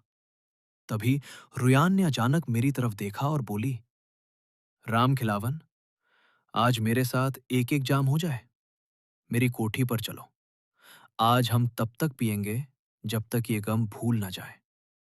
उसकी उन लाल और सूजी हुई आंखों को देखकर न जाने मुझे क्या हुआ कि मैंने अपनी गर्दन हाँ में हिला दी। भाई कसम से, ये मेरी जिंदगी का सबसे गलत फैसला होने वाला था। रुयान की उस आलीशान कोठी में हम दोनों एक दूसरे के आमने सामने बैठे थे। मेज पर दुनिया भर की महंगी शराब की बोतलें सजी हुई थी। लाल, पीली, देसी, विलायती। मेज पर बोतलों का ऐसा मेला लगा था कि देखकर ही मेरा सिर घूमने लगा। उसकी तैयारी देखकर साफ लग रहा था कि आज वो मुझे राम खिलावन से सीधा स्वर्गवासी बनाकर ही दम लेगी। उसने एक बड़ा सा गिलास विस्की से भरा और फिर अपना भी भर लिया। मैंने आखिरी कोशिश की, मैडम, हमें पीने की आदत नहीं है, हम जहर नहीं पी पाएंगे। पर वो कड़क आवाज में बोली, मैंने कहा ना, पियो। अब मालकिन का हुक्म था, तो मैंने भी आंखें बंद की और वो कड़वा जहरीला पानी हलक के नीचे उतार लिया। भाई, ऐसा लगा जैसे गले में किसी ने जलता हुआ अंगारा डाल दिया हो। वो जलन गले से होते हुए सीधे मेरे पेट तक पहुंची। मैं इतनी जोर से खांसा कि मेरी आंखों से टप टप आंसू गिरने लगे। रुयान मुझे इस हाल में देखकर मुस्कुराई, पर उस मुस्कान में एक अजीब सा बदला लेने वाला सुकून था। वो बोली, एक और लो। वो एक के बाद एक मेरे गिलास भरती जा रही थी और खुद भी गटागट पिए जा रही थी। मुझे तो लगा वो शराब नहीं, कोई जहर पी रही है ताकि अपना दर्द मिटा सके। धीरे धीरे मेरा सिर भारी होने लगा। सामने की मेज और कुर्सियां मुझे नाचती हुई दिखने लगी। नशे में रुयान का चेहरा अब धुंधला दिखने लगा था। वो मेज पर अपना सिर टिकाकर लड़खड़ाती आवाज में बोली, राम खिलावन, तुम तुम बताओ, वो इतना पागल क्यों था? क्यों उसने जान दे दी? उसकी आंखों से आंसू बह रहे थे। वो आगे बोली, मैं तो बस बस उसे थोड़ा तड़पाना चाहती थी, उसे जलाना चाहती थी। मुझे उस मिस्टर पॉल से कभी प्यार नहीं था। मैं तो बस जलन में ये सब कर रही थी, क्योंकि वो बहुत आजाद था और मुझ पर जिम्मेदारियों का बोझ था। मुझे लगा था कि वो मेरे दिल की बात समझ जाएगा, पर वो तो चला गया। उसने मुझे एक बार अपनी बात कहने का मौका तक नहीं दिया। वो एक जख्मी शेरनी की तरह तड़प कर रोने लगी। उसका ये पछतावा देखकर मेरा सीना जैसे फटने लगा। शराब का नशा मेरे दिमाग पर चढ़ चुका था और मेरी सोचने समझने की शक्ति खत्म हो रही थी। उसका वो रोता हुआ चेहरा देखकर मुझसे रहा नहीं गया। मेरा हाथ अपने आप उसकी तरफ बढ़ा ताकि मैं उसके आंसू पोंछ सकूं, पर हवा में ही मेरा हाथ छिटक गया। मेरी नजर अचानक उसके गले पर गई और मेरी रूह कांप गई। उसने वो चेन पहन रखी थी, वो मामूली सी चांदी की चेन जो मैंने उसे उसके पहले जन्मदिन पर तोहफे में दी थी। उस पेंडेंट पर मेरे नाम के अक्षर HP हीरा प्रकाश साफ चमक रहे थे। मुझे लगा था उसने इसे कचरे में फेंक दिया होगा, पर वो तो इसे आज भी अपने कलेजे से लगा कर रखती है। ये देखकर मेरी आंखों में पानी भर आया। भाई, वो बेवफा नहीं थी। उसके दिल में मैं आज भी जिंदा था। अब मैं खुद पर काबू नहीं रख पाया। मैंने बहुत ही प्यार से अपना हाथ बढ़ाया और उसके चेहरे को छुआ। मत रो, मेरी जुबान से ये शब्द निकले, लेकिन इस बार वो राम खिलावन वाली गंवार बोली नहीं थी। ये मेरी अपनी असली आवाज थी, वही आवाज जिसे रुयान बरसों से जानती थी। रुयान का पूरा शरीर जैसे बिजली के झटके से थरथरा उठा। उसने झटके से अपना सिर उठाया और फटी आंखों से मुझे देखने लगी। उसकी आंखों में जो खौफ और हैरानी थी, वो उस दिन से 100 गुना ज्यादा थी जब उसने मुझे पहली बार ऑफिस में पकड़ा था। उसके होंठ थरथरा रहे थे, जैसे वो कुछ कहना चाहती हो, पर आवाज गले में ही फंस गई हो। मैंने उसकी हालत देखकर एक दर्द भरी मुस्कान दी। रुयान, बहुत वक्त बीत गया है ना? मैंने तय कर लिया था, अब और नाटक नहीं, अब और राम खिलावन बनकर नहीं रहना। अब चाहे सजा मिले या मौत, मैं अपनी असलियत नहीं छुपाऊंगा। मैंने अपना नकाब उतार फेंकने का फैसला कर लिया। रुयान मुझे ऐसे घूर रही थी जैसे मेरी आंखों के पार देख लेना चाहती हो। उसकी आंखों के भाव किसी बिजली की रफ्तार से बदल रहे थे। पहले एक गहरा झटका, फिर एक पागल कर देने वाली खुशी, और फिर अगले ही पल उसकी आंखों में तबाही मचा देने वाला गुस्सा भर गया। ये सब सिर्फ 3 सेकंड के अंदर हुआ। हे राह! उसने मेरे नाम का एक एक अक्षर अपने दांतों के बीच से ऐसे निकाला जैसे कोई जहरीली नागिन फुफकार रही हो। उसकी आवाज में नफरत भी थी और जान ले लेने वाला गुस्सा भी। भाई, जैसे ही उसने मेरा नाम लिया, मेरा तो कलेजा मुंह को आ गया। मुझे समझ आ गया कि अब ज्वालामुखी फटने वाला है। मैं अभी मुंह खोलने ही वाला था कि उसे अपनी बेगुनाही का सबूत दूं, पर रोयान तो बिजली की रफ्तार से भी तेज निकली। उसने आव देखा न ताव मेज के नीचे से शराब की एक खाली बोतल उठाई और चीखी, मैं तुझे जिंदा नहीं छोड़ूंगी, तूने मुझे धोखा दिया। वो बोतल लेकर मेरे सिर की तरफ लपकी। भाई साहब, मेरी तो रूह कांप गई। मैं अपनी जान बचाकर ऐसे भागा जैसे पीछे कोई यमराज पड़ा हो। रुयान, अरे मेरी बात तो सुनो, शांति से बैठकर बात करते हैं ना? मैं सोफे के ऊपर से कूदते हुए चिल्लाया। शांति की ऐसी की तैसी, तू मर आज। वो हाथ में बोतल लहराते हुए मेरे पीछे पड़ी थी। पूरी कोठी में पकड़म पकड़ाई का खेल शुरू हो गया। मैं आगे आगे, वो पीछे पीछे। वो चमकती हुई कांच की बोतल देखकर मेरी सिटी पिटी गुम थी। ये पागल औरत आज पक्का मेरा हैप्पी बर्थडे मनाकर ही दम लेगी। मैं सोफे, कुर्सी और मेज के चक्कर काट रहा था और साथ ही साथ गिड़गिड़ा भी रहा था। अरे मेरी माँ, मेरी दादी, मुझे माफ कर दे। मैं कान पकड़ता हूं, दोबारा ऐसी गलती नहीं करूंगा, बस ये बोतल नीचे रख दे। मैं बदहवास होकर चिल्ला रहा था। मुझे लगा था कि आज मेरी फाइल यहीं बंद हो जाएगी। रोयान तो जैसे चंडी बन चुकी थी। उसे कुछ सुनाई ही नहीं दे रहा था। वो बस मेरा सिर फोड़ने के लिए तैयार थी। मैं दीवार के कोने में फंस चुका था और अपनी आखिरी दुआ पढ़ रहा था कि तभी धड़ाम, कोठी का भारी दरवाजा एक जोरदार लात के साथ खुला और आवाज आई, हिलना मत, पुलिस। अगले ही पल 10-12 कमांडो स्पेशल फोर्सेस बंदूकों के साथ अंदर घुस आए। उनकी काली काली बंदूकों की नलियां सीधे हमारी तरफ थी। हम दोनों के जैसे काटो तो खून नहीं। रोयान अभी भी वो बोतल हवा में लहरा रही थी और मैं जमीन पर दुबक कर अपना सिर बचा रहा था। भाई साहब, ऐसी बेइज्जती तो कभी नहीं हुई थी। तभी पुलिस के बड़े अफसर ने कड़क कर पूछा, पुलिस को किसने फोन किया? यहां किडनैपिंग की खबर किसने दी? तभी उन पुलिस वालों के पीछे से एक दबी कुचली और डरी हुई आवाज आई, साहब, वो मैं हूं, मैंने ही फोन किया था। मैंने आवाज की तरफ देखा और मेरी तो हंसी छूटते छूटते बची। सामने मिस्टर पॉल खड़ा था। उसका चेहरा सूजा हुआ था और हुलिया एकदम बिगड़ा हुआ था।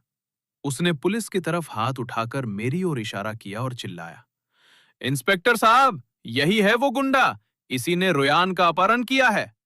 फिर वो रोयान की तरफ देखकर ऐसे इमोशनल हुआ जैसे किसी फिल्म का हीरो हो। रोयान, डरो मत, मैं आ गया हूं तुम्हें इस दरिंदे से बचाने। भाई साहब, मैं और रोयान, हम दोनों उसे ऐसे देख रहे थे जैसे वो दुनिया का सबसे बड़ा बेवकूफ हो। मतलब, ये बंदा क्या सच में सर्कस से भागकर आया है? पुलिस वाले भी चकरा गए। उनके कप्तान ने पहले रोयान को देखा, जो हाथ में बोतल लिए किसी लेडी डॉन की तरह खड़ी थी। फिर मुझे देखा, जो जमीन पर चूहे की तरह दुबका हुआ था। और आखिर में उस नमूने पॉल को देखा, जो अपनी ही धुन में मग्न था। कप्तान के माथे पर इतने बल पड़ गए कि पूछो मत। वो कड़क कर बोला, अबे ओ, ये चल क्या रहा है यहां? असली माजरा क्या है? इससे पहले कि मैं या रोयान कुछ कहते, पॉल फिर से बीच में कूद पड़ा और बोला। पॉल ने तो जैसे पूरी कहानी ही गढ़ ली थी। वो पुलिस के सामने हाथ पांव मारते हुए बोला, साहब, ये आदमी लल्लू ग्रुप का नया बॉडीगार्ड है। इसकी नीयत खराब थी। ये मैडम को बहला फुसलाकर घर ले आया और अब उनके साथ बदतमीजी कर रहा है। मैं पीछा करते हुए यहां तक आया और जब अंदर से चीखने चिल्लाने की आवाजें सुनी तो फौरन आपको फोन कर दिया। भाई, वो ऐसे रो रो कर बोल रहा था जैसे कोई बहुत बड़ा मसीहा हो। कसम से, मेरा तो मन किया कि इसके पैर छू लूं। इतनी जबरदस्त कहानी तो कोई फिल्म राइटर भी नहीं लिख सकता। इसकी अक्ल पर तो सच में पत्थर पड़ गए थे। रोयान तो गुस्से के मारे कांपने लगी। उसने वो बोतल नीचे रखी और सीधा पॉल की तरफ लपकी। उसकी नाक के सामने उंगली तान कर वो दहाड़ी, पॉल, तेरा दिमाग घास चरने गया है क्या? तुझे पुलिस बुलाने के लिए किसने कहा था? ये मेरा घर है और ये मेरा निजी मामला है। तू होता कौन है बीच में टांग अड़ाने वाला? इससे तुम्हारा क्या लेना देना? रोयान, मुझे पता है कि उसने तुम्हें मजबूर किया है। तुम डरो मत। जी बोड़ा अभी भी अपनी एक्टिंग कर रहा था। पुलिस कप्तान ये सब सुनकर उलझन में था। उसने मेरी ओर मुड़कर कहा, तुम खड़े हो जाओ और अपना पहचान पत्र, आईडी कार्ड दिखाओ। मैं धीरे से खड़ा हुआ और अपने हाथ फैला दिए। पुलिस अंकल, मेरे पास आईडी नहीं है। मेरे पास तो वही ली जियांगो वाला फर्जी आईडी था और अगर मैं उसे निकालता तो जुर्म और बढ़ जाता। आईडी नहीं है? पुलिस की नजरें तुरंत शक से भर गईं। तुम्हारा नाम क्या है? इससे पहले कि मैं कुछ कह पाता, लियू रुयान ने बीच में ही बात काटते हुए कहा, इसका नाम हे कियांग है और ये मेरा बॉयफ्रेंड है। ये सुनते ही वहां सन्नाटा छा गया। जी बोड़ा की आंखें फटी की फटी रह गईं। नामुमकिन। हे कियांग, वो वो तो मर चुका है ना? पुलिस कप्तान भी चकरा गया। मर चुका है? ये जीता जागता इंसान तो यहां खड़ा है। लियू रुयान ने एक गहरी सांस ली, जैसे उसने कोई बड़ा फैसला कर लिया हो। वो मेरे पास चलकर आई और उसने मेरा हाथ थाम लिया और अपना सिर एक गर्वित मोरनी की तरह ऊपर उठा लिया। हाँ, वो मरा नहीं है। पहले जो कुछ भी हुआ, वो सब हम प्रेमियों के बीच का एक मजाक था। फिर वो मेरी ओर मुड़ी। उसकी आंखों में धमकी और विनती का एक मिला जुला भाव था। है ना जानू? उस जानू शब्द ने तो जैसे मेरी हड्डियों तक को पिघला दिया। मैंने उसकी तरफ देखा, फिर चारों तरफ तनी हुई बंदूकों की नली पर नजर डाली और तुरंत सिर हिला दिया। हाँ हाँ, बिल्कुल, ये बस एक मजाक था। मुझे लगा जैसे मेरी खाल इतनी मोटी हो गई है कि उस पर गोलियां भी बेअसर हो जाएं। मजाक? पुलिस कप्तान को जरा भी यकीन नहीं हुआ। मजाक ऐसा कि अंतिम संस्कार तक हो गया और बात यहां तक पहुंच गई कि गोलियां चलने की नौबत आ गई। लियू रुयान बिना पलक झपकाए पूरे आत्मविश्वास के साथ समझाने लगी। पुलिस साहब, बात ऐसी है कि पिछले कुछ समय से मुझ पर काम का बहुत दबाव था, तो मेरे बॉयफ्रेंड ने यह तरीका सोचा कि ताकि मैं थोड़ा रिलैक्स महसूस कर सकूं और खोने के दर्द को महसूस करके अपनी मौजूदा जिंदगी की अहमियत समझ सकूं। रही बात अभी की, तो हम दोनों बस रोल प्ले कर रहे थे। मैं एक ऐसी डोमिनेटिंग क्वीन बनी थी जो घरेलू हिंसा करती है, और ये बेचारा दया की भीख मांगने वाला एक मासूम सा किरदार निभा रहा था। ये हम दोनों के बीच का एक छोटा सा रोमांटिक खेल है। मैं तो ये सब सुनकर सन्न रह गया। क्या गजब की कलाकार है। कहानी बुनने की ऐसी काबिलियत कि इसे गोल्ड मेडल मिलना चाहिए। अगर ये स्क्रिप्ट राइटर होती तो आज कहां होती। रोल प्ले और छोटा सा मजाक। कसम से, मैं तो अभी तुम्हारी बोतल से मरने ही वाला था। पुलिस वाले भी एक दूसरे का मुंह ताकने लगे। जाहिर है, दिमाग घुमा देने वाले इस लॉजिक ने उन्हें भी सदमे में डाल दिया था। जी बोड़ा तो पूरी तरह टूट गया और पागलों की तरह चिल्लाने लगा। नाम मुकिन, रुयान, पक्का उसने तुम्हारा ब्रेन वॉश कर दिया है। पुलिस साहब, आप इसकी बातों पर यकीन मत कीजिए। वो बस एक धोखेबाज है। न्यू रुयान ने उसकी ओर एक ठंडी नजर डाली। इसे यहां से बाहर निकालो। दो पुलिस वालों ने छटपटाते हुए जी बोड़ा को पकड़ा और उसे घसीटते हुए बाहर ले गए। आखिरकार दुनिया में थोड़ी शांति हुई। पुलिस कप्तान ने हमारी ओर देखा और एक ठंडी आह भरी।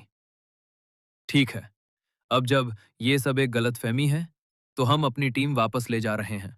लेकिन मैं तुम दोनों को चेतावनी दे रहा हूं। अगली बार जब ऐसा रोमांटिक खेल खेलो, तो थोड़ा कम शोर मचाना। पुलिस का समय बर्बाद करना शर्मनाक बात है। जी, जी बिल्कुल, पुलिस अंकल, आप एकदम सही कह रहे हैं। मैंने सिर झुकाते हुए और हाथ जोड़ते हुए उन्हें दरवाजे तक छोड़ा। जैसे ही दरवाजा बंद हुआ, विला में फिर से वही कब्र जैसी खामोशी छा गई। मैं और लियू रुयान एक दूसरे की आंखों में आंखें डाले खड़े थे। अभी कुछ देर पहले जो जोड़ा एक दूसरे के लिए दुनिया से लड़ रहा था, वो पल भर में फिर से दुश्मन बन चुका था। उसने मेरी ओर देखा और ठंडी हंसी हंसते हुए कहा, ले हुए गुब्बारे की तरह ढीली पड़ गई और मेरे सीने से लगकर निढाल हो गई। पिछले 6 महीनों से उसके अंदर जो गुस्सा और ताकत जमा थी, वो अब छोटे छोटे और कमजोर घूंसों में बदल चुकी थी, जिन्हें वो नफरत के साथ मेरी पीठ पर बरसा रही थी। हे क्यांग, तुम सच में बहुत पत्थर दिल हो। तुम्हें अंदाजा भी है कि जिस दिन मैंने वो डिब्बा देखा था, मुझे ऐसा लगा जैसे मेरी पूरी दुनिया ही उजड़ गई है। उसकी आवाज रुआसी हो गई थी और उसकी हर सिसकी मेरे दिल को किसी कुंद चाकू की तरह चीर रही थी। मैंने उसे छोड़ा नहीं, बल्कि और जोर से कस लिया। उसकी जुल्फों से आने वाली वो जानी पहचानी खुशबू मेरी सांसों में समा रही थी। इन 6 महीनों में मैं छिपकर रहता रहा और न जाने कितनी बार सपनों में इस खुशबू को महसूस करने की कोशिश की। आज जब वो सच में मेरे सीने से लगी थी, तो मुझे सब कुछ एक सपने जैसा लग रहा था। मुझसे गलती हो गई रुयान, सच में बहुत बड़ी गलती हो गई। मैंने उसके सिर पर अपना ठुड्डी टिकाते हुए धीरे से कहा। उस वक्त मुझे लगा कि अगर मैं गायब हो गया, तो तुम इन अफवाहों से बच जाओगी। तुम वही रसूखदार लियू रुयान बनी रहोगी, ना कि मेरी वजह से दुनिया की नजरों में एक मजाक। बकवास! उसने झटके से सिर ऊपर उठाया। उसकी आंखों से बहते आंसू रोशनी में चमक रहे थे। तुम्हारे बिना मैं खाक लियू रुयान हूं। हे क्यांग, तुम्हें लगता है कि तुमने ये महान काम किया है? नहीं, ये सरासर स्वार्थ है। तुमने सारा दुख पीछे बचे लोगों के लिए छोड़ दिया और खुद मरकर छिप गए। क्या तुमने एक बार भी मुझसे पूछा था कि मैं क्या चाहती हूं? तभी उसने अचानक अपना मुंह खोला और मेरी कमीज के ऊपर से ही मेरे कंधे पर जोर से काट लिया।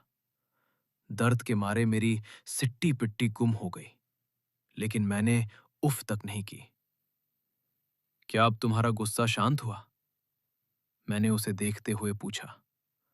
उसने अपनी नजरें ऊपर उठाई और नफरत भरी आंखों से मुझे घूरने लगी। उसके होठों पर अभी भी आंसुओं का नमकीन स्वाद था और उसकी आंखों में एक अजीब सी जिद थी। वो अचानक फीकी हंसी हंसी, अपने आंसू पोंछे और बेहद सख्त लहजे में बोली, हे कियांग, इतनी आसानी से तुम्हारा पीछा नहीं छूटेगा। ये 6 महीने मैंने जैसे गुजारे हैं, मैं उसका एक एक पल तुमसे वसूल करूंगी। आज के बाद तुम जिंदा रहो तो मेरे साथ और मरो तो मेरी आंखों के सामने। उसने मेरी टाई पकड़ी और उसे जोर से नीचे की तरफ खींचा, जिससे मुझे झुककर उसकी उन सुलगती आंखों में झांकने पर मजबूर होना पड़ा। अगर अगली बार भागने की कोशिश भी की तो मैं सच में तुम्हें जलाकर राख कर दूंगी और उसे समंदर में बहा दूंगी, ताकि तुम कभी अपने घर वापस ना आ सको। और फिर उसने विरोध करना छोड़ दिया। उसने अपना सिर मेरे सीने में छुपा लिया और फूट फूट कर रोने लगी। वो रोना पिछले किसी भी समय की तुलना में कहीं अधिक दुखद था। मैंने उसे अपनी बाहों में थाम लिया, धीरे से उसकी पीठ थपथपाई और मेरा मन कड़वी मीठी भावनाओं से भर गया। ऐसा लग रहा था कि ये बेतुका नाटक आखिरकार खत्म होने वाला है। लेकिन मैं बहुत भोला था। अगले ही दिन मेरे मरे हुओं में से जी उठने और लियू रुयान के साथ रोमांटिक प्ले के दौरान पुलिस द्वारा पकड़े जाने की खबर सभी प्रमुख मीडिया आउटलेट्स की सुर्खियों में थी। हेडलाइंस एक से बढ़कर एक सनसनीखेज थीं। शॉक, मृत प्रेमी कब्र से वापस लौटा, रईस सीईओ का अजीबोगरीब रोल प्ले गेम, वफादार महिला सीईओ का पर्दाफाश, दिवंगत पति के साथ हिंसक रोमांस के चक्कर में पुलिस ने दबोचा। पूरी इंटरनेट की दुनिया हिल गई थी। कल तक जो लोग रुयान के लिए आंसू बहा रहे थे, आज वे हमें ट्रोल कर रहे थे। रुयान ने जब सुबह अपना फोन देखा तो उसका चेहरा गुस्से से सफेद पड़ गया।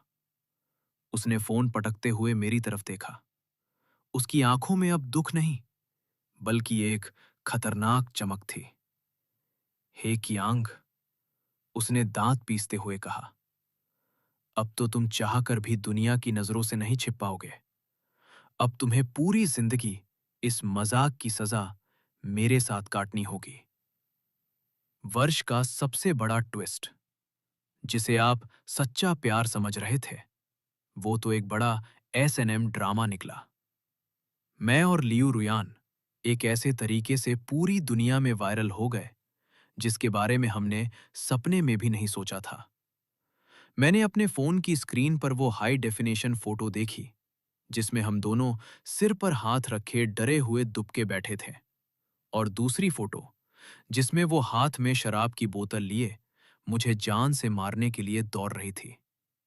मेरी आंखों के सामने अंधेरा छा गया और मैं एक बार फिर